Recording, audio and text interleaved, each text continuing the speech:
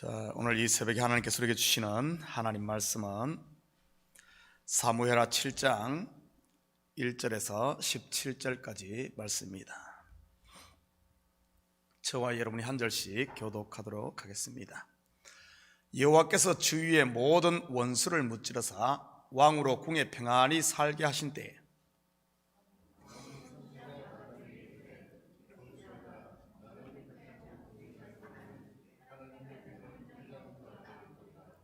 나단이 왕께 아뢰되 여호와께서 왕과 함께 계시니 마음에 있는 모든 것을 행하소서 하니라.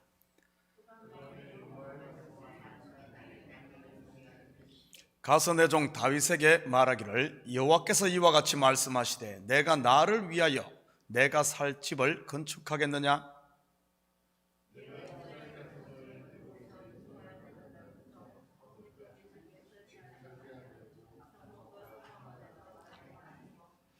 이스라엘 자손과 더불어 다니는 모든 곳에서 내가 내 백성 이스라엘을 먹이라고 명령한 이스라엘 어느 지파들 가운데 하나에게 내가 말하기를 너희가 어찌하여 나를 위하여 백향목집을 건축하지 아니하였느냐고 말하였느냐?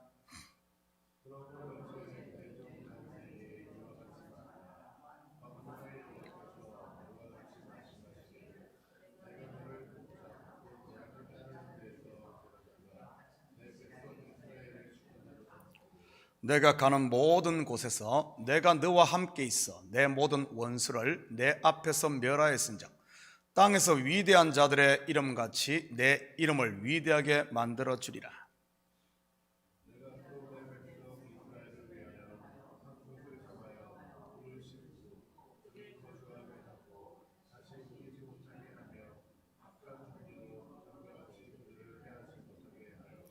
전에 내가 사사에게 명령하여 내 백성 이스라엘을 다스리던 때와 같지 아니하게 하고 너를 모든 원수에게서 벗어나 편히 쉬게 하리라. 여호와가 또 내게 이르노니 여호와가 너를 위하여 집을 짓고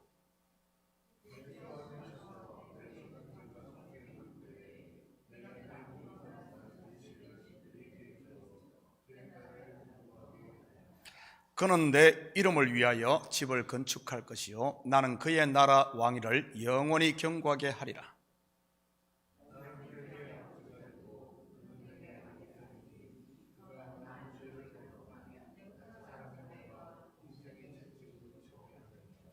내가 내 앞에서 물러나게 한 사울에게서 내 은총을 빼앗은 것처럼 그에게서 빼앗지는 아니하리라.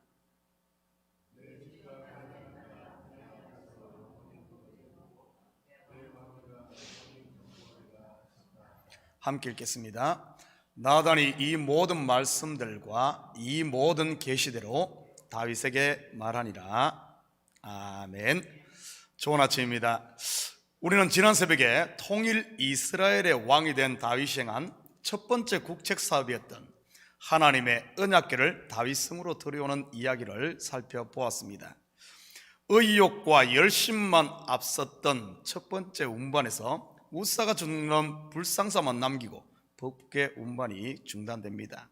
그리고 두 번째는 하나님의 법을 따라 어깨에 메고 옮김으로 무사히 다윗성에 들여오지요. 오늘 본문에는 다윗의 또 다른 국책 사업이 소개되고 있습니다. 바로 성전 건축입니다. 그런데 그가 원했던 성전 건축 또한 법궤를 옮길 때와 마찬가지로 그는 하지 못합니다. 두 번째, 대신 그의 아들 솔로몬이 성전 건축을 하지요. 오늘은 이 속에 담긴 구속사적 의미들을 같이 살펴보도록 하겠습니다. 1절과 2절입니다. 여호와께서 주위의 모든 원수를 무찌르사 왕으로 궁에 평안히 살게 하신 때 왕이 선지자는 나단에게 이르되 볼지어다 나는 백향목 궁에 살거늘 하나님의 궤는 휘장 가운데 있도다. 6장 법궤 운반의 이야기와 7장은 바로 연결되는 스토리 같지만 본문은 실제로는 다윗의 통치 말기의 이야기입니다. 그 이유는 첫째, 주위의 모든 원수를 무찌르사라는 표현 때문입니다. 사실 다윗은 왕이 된 이후에 수많은 주변국과 전쟁을 치릅니다. 그리고 그 전쟁에서 승리의 승리를 거듭하지요. 그리고는 승리한 주변국들로부터 이 엄청난 조공을 받고 통치 후반에 주변 국가의 평화가 찾아옵니다. 본문이 통치 말기의 이야기인 것을 알 수 있는 두 번째 이유는 뒤따라 나오는 궁에 평안히 살게 하신 때라는 표현 때문입니다. 다윗의 이 백향목궁은 두로와의 교역이 이루어진 통치 말년에 건축되었기 때문이지요. 따라서 본장은 연대순에 따른 배열이 아니고 6장의 언약궤 운반과 함께 이 본장이 다윗 언약으로서 신정국가 체제의 이 확립을 보여주기 위한 주제별 배열로 보는 것이 더 맞습니다. 다윗이 하나님의 도움으로 큰 나라를 이루고 평안할 때 그의 마음에 성전 건축에 대한 열정이 일어납니다. 그가 다윗 성으로 모셔온 하나님의 언약궤는 여전히 장막에 있는데 사실 자신은 백향목 궁에 거하고 있었기 때문이지요. 그때 그는 이 일을 선지자 이 나단에게 상의를 합니다. 하나님을 향한 왕의 순수한 열정을 지금까지 옆에서 지켜보았던 나단 선지자는 그냥 그대로 하기를 종용합니다. 그래서 모든 것이 잘 진행되는 것 같았지요. 그런데 그 밤에 하나님께서 나단 선지자에게 찾아와 다윗의 성전 건축하는 것을 못하게 합니다. 그 밤에 이렇게 찾아온 것을 보면 아주 하나님께서 급하셨던 것 같습니다. 그렇다면 왜 하나님께서는 다윗에게 그 일을 하지 말라고 한 것일까요? 요즘 말로 한다면 은혜 받고 주의 일을 하려고 하는 사람 못하게 하는 꼴이잖아요. 그러면 타오르던 열정도 확 식어버리고 시험 들기 딱 좋은데 말이지요. 우리는 여기서 언약궤를 옮겨올 때와 비슷한 이 하나를 발견하게 됩니다. 그때도 다윗의 열심과 열정에 이 우사 사건으로 인해 찬물이 끼얹어지지 않습니까? 이번에도 그렇네요. 성전 건축을 하지 못하게 되었으니 말이지요. 이것은 무엇을 말하는 것일까요? 우리 9절 같이 봅니다. 내가 가는 모든 곳에서 내가 너와 함께 있어 내 모든 원수를 내 앞에서 멸하였은즉 땅에서 위대한 자들의 이름같이 내 이름을 위대하게 만들어 주리라. 다윗에게 성전 건축을 하게 못하게 한 이유에 대해서 역대기에는 이렇게 기록되어 있습니다. 그가 전쟁을 통해 많은 피를 흘렸기 때문이라고 말이지요. 그런데 오늘은 그것보다는 이 구속사적 관점에서 한번 보고자 합니다. 다윗이 하나님의 이름을 위해 성전 건축을 하자 하나님은 반대로 자신이 다윗의 이름을 위대하게 해주신다고 하네요. 11절 한 절 더 봅니다. 전에 내가 사사에게 명령하여 내 백성 이스라엘을 다스리던 때와 같이 아니하게 하고 너를 모든 원수에게서 벗어나 편히 쉬게 하리라. 여호와가 또 내게 이르노니 여호와가 너를 위하여 집을 짓고. 또한 다윗이 하나님의 집을 지으려고 하자 하나님은 반대로 하나님 자신이 다윗의 집을 짓겠다고 하네요. 물론 하나님이 다윗을 위해 짓는 집은 눈에 보이는 이런 왕궁이나 건축물이 아닌 그의 아들 솔로몬으로 이어지는 다윗 왕가를 말하는 것이지요. 이것은 무엇을 말하는 것입니까? 다윗이 하나님을 위해 무엇을 하려고 할 때마다 하나님은 그것을 막으시고 오히려 하나님께서 그를 위해 일하신 것, 그것을 보여줍니다. 이것은 참된 신앙생활의 방향성이 무엇인가를 다윗을 통해 말하고 있는 겁니다.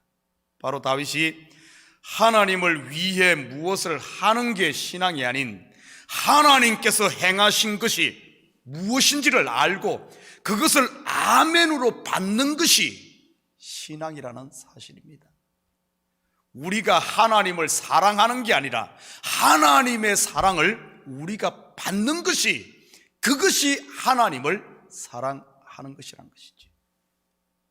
우리는 좋은 신앙하면은 하나님을 위해 내가 무엇을 얼마만큼 했는가를 가지고 이해하려고 합니다. 그런데 하나님이 원하시는 것은 바로 그가 우리에게 행한 그 일을 아멘으로 받고 그것을 알고 그것을 선포하고 그것을 흘려보내는 것이 바른 신앙이라는 사실이지요.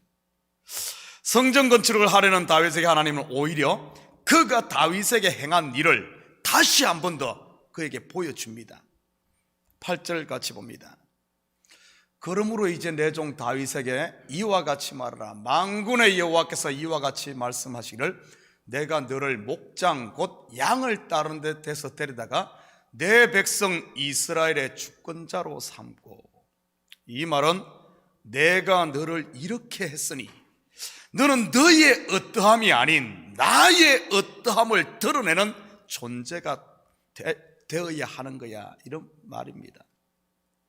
우리 피조물이 무엇을 하는 것이 아니라 피조물 된 창조주의 어떠함을 우리를 통해 그분을 드러내는 것이 우리의 역할이라는 사실이죠.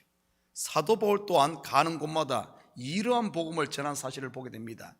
복음이 무엇입니까? 바로 예수님께서 우리를 위해 행하신 십자가이지요.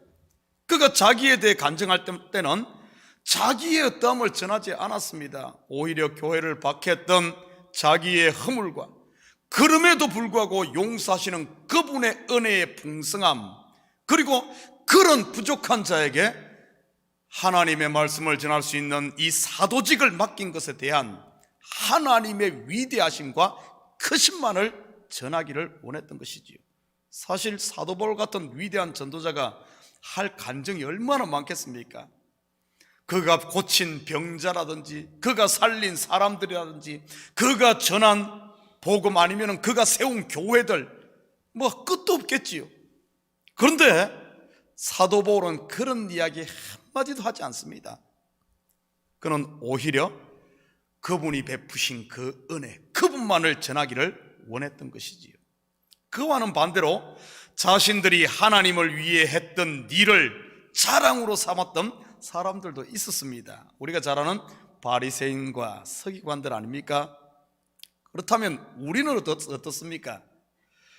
내가 주를 위해 한 업적이 나의 신앙의 간증입니까? 그래서 내 속에 그것으로 채워져 있습니까? 아니면은 하나님께서 나를 위해 행하신 복음의 은혜들로 채워져 있습니까? 여러분, 컵에 물이 가득 차면 흘러 넘치듯이 우리 사람의 마음도 마찬가지입니다. 내 속에 내가 행했던 일들이 가득 차면 입을 열 때마다 내 자랑, 내 이야기만 나오지요. 반대로 하나님의 은혜가 채워져 있으면 입을 열 때마다 그분이 행하신 십자가의 은혜, 그분의 이 일이 흘러나오는 것입니다. 다윗이 주를 위해 성전 건축을 하려고 하자 그것을 못하게 하신 하나님은 다윗이 상상도 할 수 없을 만큼의 축복의 말씀으로, 언약으로 그에게 채워주십니다. 지금까지 걸어왔던 길뿐만 아니라 앞으로 천대까지 임할 그 축복을 이야기해 주죠. 일명 우리가 알고 있는 다윗 언약입니다. 12절 13절 같이 봅니다. 내 수완이 차서 내 조상들과 함께 누울 때 내가 내 몸에서 내 씨를 내 뒤에 세워 그의 나라를 경고하게 하리라. 그는 내 이름을 위하여 집을 건축할 것이요 나는 그의 나라 왕위를 영원히 경고하게 하리라. 이스라엘의 일대왕 사울 왕조가 길지 못하고 끝난 것을 이 다윗은 너무나 잘 알고 있습니다. 그런 다윗에게 하나님은 먼저 그의 왕조가 영원할 것을 약속하지요. 사실 사울이 다윗을 죽이려고 그렇게 애썼던 것이 바로 자기 아들에게 왕위를 계승시키고 싶어서 그랬던 것 아닙니까? 물론 자기 뜻대로 되지 않았지만 말이지요. 그리고 하나님께서는 그가 원했던 성전 건축 또한 그의 아들을 통해 할 것에 대해 약속합니다. 14절 15절입니다. 나는 그에게 아버지가 되고 그는 내게 아들이 되리니 그가 만일 죄를 범하면 내가 사람의 매와 인생의 채찍으로 징계하리니와 내가 내 앞에서 물러나게 한 사울에게서 내 은총을 빼앗은 것처럼 그에게서 빼앗지는 아니하리라. 그리고 다윗의 후손들이 비록 죄를 범한다 할지라도 그를 징계해서 돌이키지 사울처럼 은총을 거두지 않겠다고 약속을 합니다. 그리고 그의 왕위가 영원히 보존되리라고 언약을 하지요. 그렇다면 하나님께서 맺은 다윗 언약의 후속사적 의미는 무엇일까요? 이는 곧 다윗의 후손으로 올 예수 그리스도로 말미암는 하나님의 나라의 영원성을 말하는 것입니다. 이것은 또한 예수 그리스도와 연합된 하나님 나라 백성인 성도들의 이야기이기도 합니다. 다윗의 왕조 예수 그리스도의 나라에 속한 저와 여러분의 이야기인 것이지요.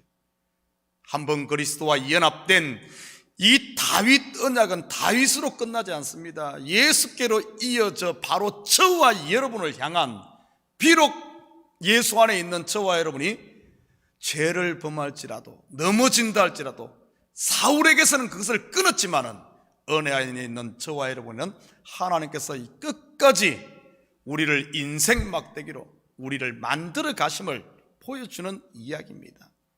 왜냐하면 성도들 또한 그리스도와 더불어 왕노릇하는 자이기 때문이지요. 사울의 범죄하자 그에게서는 은총을 거둡니다. 여러분, 우리가 지금까지 공부했듯이 사울의 집은 율법을 예표하는 인물로서 율법으로 난 의 가지고서는 영원할 수 없음을 이야기해 주는 겁니다. 율법은 초등교사 곧 몽학선생으로서 은혜로 이어지는, 그리스도께로 이어지는 브릿지 역할이지 그게 최종이 아니란 사실이지요. 율법의 의로는 영생에 이를 수 없음을 말하는 겁니다. 그러나 다윗 곧 예수 그리스도와 연합된 구원받은 성도는 율법으로 난 의와는 달리 위로부터 난 의, 다윗 언약을 통하여 우리에게 그 언약이 영원할 것을 이야기해 주는 것입니다. 성도들이 비록 죄에 넘어진다 할지라도 끝까지 하나님의 손이 놓지 않을 것을 이야기하는 것이지요. 다윗은 하나님을 위한 성전 건축을 하려고 했다가 오히려 천대까지 임할 하나님에 대한 이 복의 약속을 받습니다. 요만큼 뭐 하려고 했다가 하나님 이만큼 부어버리니까 뭐 자기가 뭐 한다는 이야기가 쏙 사라져 버리죠. 그걸로 그냥 가득 채워져 버린 겁니다. 우리 성도는 그분으로 가득 채워지는 것이 우리의 역할이고 우리의 위치임을 이야기해 주는 것이지요. 여러분, 무엇을 하기 이전에 그분이 나에게 행하신 이 일을 바로 알고 그 은혜로 채우시기 바랍니다. 그러면 일은 하지 말라고 도시락 싸들고 다녀도 말려도 하게 되어 있습니다. 이 속에서 흘러나는 물, 샘물이 넘쳐나는데 어떻게 이걸 막겠습니까? 내 속에 불이 일어나는데, 내 속에 열정이 일어나는데, 이 은혜의 샘은 말라버리는데 자꾸 뭘 하려고 하다 보니까 그 빈 샘에 내가 한 것만 채워지는 겁니다. 내가 한 것만. 바로 알아야 됩니다. 한번 가만히 다윗의 삶을 보십시오. 다윗이 뭐 하려고 할 때마다 하나님이 말렸습니다. 그리고 더 큰 것으로 채웠죠. 너희의 역할은 바로 그분을 담는 것이고 그분이 행하신 일을 담아서 그것을 흘려보내는 것이 네 역할이다 하는 것을 보여주는 것이지요. 어찌 이것이 다윗에게만 하는 이야기겠습니까? 바로 우리에게 하는 이야기지요. 다윗은 하나님께서 이런 큰 은혜를 붓고 언약하자 그 하나님의 은혜 앞에서 그냥 엎드릴 수밖에 없었습니다. 그리고 이 이후에 이어지는 이야기는, 건축 이야기는 싹 사라지고 하나님의 그 감사와 찬양과 그 기도를 넘쳐나는 그것을 하는 모습을 보게 됩니다. 사랑하는 성도 여러분, 혹시 우리의 신앙이 내가 하나님을 위해 무엇을 했다고 하는 이 자랑이 내 속에 있지는 않습니까? 여러분, 그런 걸 내가 뭐도 했고 이게 앵벌이 신앙이지. 앵벌이 신앙. 뭔가 이게 끈 팔아서 부모에게 갖다 주려고 하는 이런 것 아니겠어요? 하나님은 우리의 아버지임을 잊지 마시기 바랍니다. 이 온 우주의 왕이시며 전능자 그분이 우리의 아버지임을 잊지 마시기 바랍니다. 아버지가 자식을 위해 저축하고 일하지 자식이 아버지를 위해 저축하는 것 아니란 사실입니다. 진정한 자식은 아버지로부터 오는 것을 감사함으로 받고 그 감사함으로 받은 것을 누리고, 그리고 그 누림을 통하여 나를 통하여 아버지의 이 영광이 드러나는 것, 이게 자식이란 겁니다.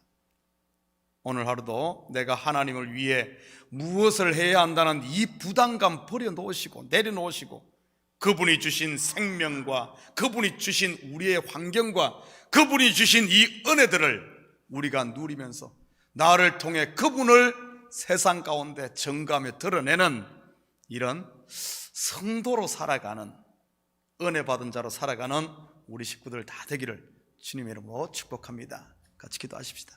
사랑의 아버지 하나님, 참으로 감사드립니다. 혹시 우리의 신앙이 방향성이 제대로 되어 있습니까? 하나님이 주신 것을 흘려보내고 그분이 주신 것을 받고 그분을 드러내는 것이 우리의 역할임에도 불구하고 내가 무엇을 하려고 하고 내가 하나님을 위해서 뭘 했다고 자랑하는 이런 마음들이 내 속에 있다면 이 시간 다시 한 번 더 십자가 앞에 엎드림으로 주께서 우리에게 행하신 이 놀라운 일들을 보게 하시고 은혜로다 은혜로다 그 은혜를 알아 아버지는 오늘 하루 삶 가운데 주님께서 우리에게 주신 사랑과 은혜와 축복들을 흘려보내며 사는 저희들 되게 도와주시옵소서. 감사드리며 예수님의 이름으로 기도드립니다. 아멘.